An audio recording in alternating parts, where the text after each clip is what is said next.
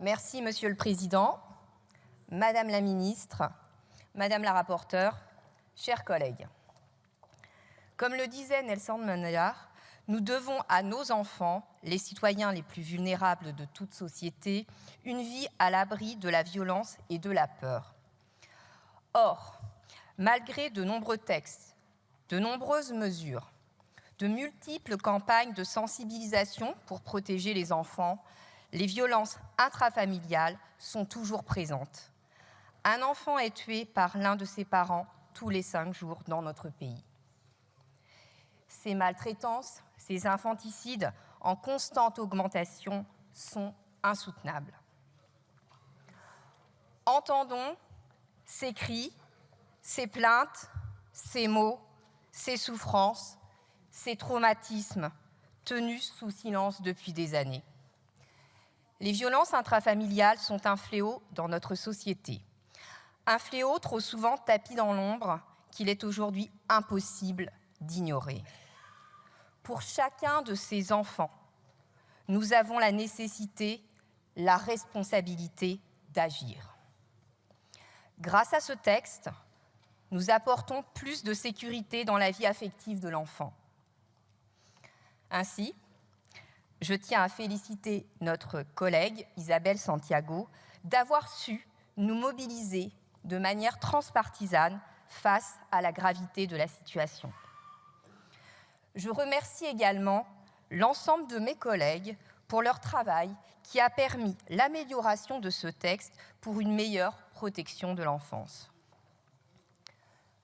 Nous démontrons ce soir, dans cet hémicycle, notre capacité à nous unir autour de ce sujet essentiel que sont les violences intrafamiliales. Ensemble, bâtissons un avenir où chaque enfant pourra bénéficier d'un foyer protecteur pour grandir. Cet avenir passe par ce texte, soyons-en fiers.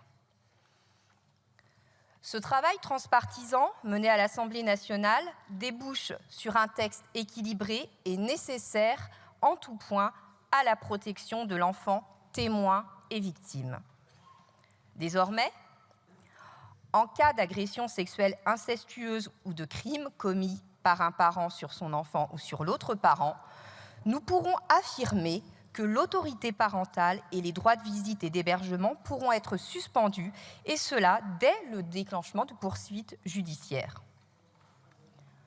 En adoptant cette loi, nous disons haut et fort que chaque enfant a le droit de grandir dans un environnement à l'abri de toute forme de violence. Alors, engageons-nous à briser le silence et à protéger les plus vulnérables. C'est une responsabilité que nous partageons en tant que législateurs, mais surtout en tant qu'êtres humains. J'espère que cette proposition de loi recueillera pour cette seconde lecture l'unanimité que mérite cette cause. Enfin,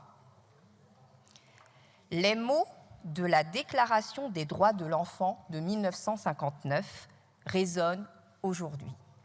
Je cite, « L'intérêt supérieur de l'enfant doit être notre guide. Il doit être la considération déterminante de nos réflexions et de nos choix. » Le groupe démocrate votera en faveur de ce texte. Je vous remercie.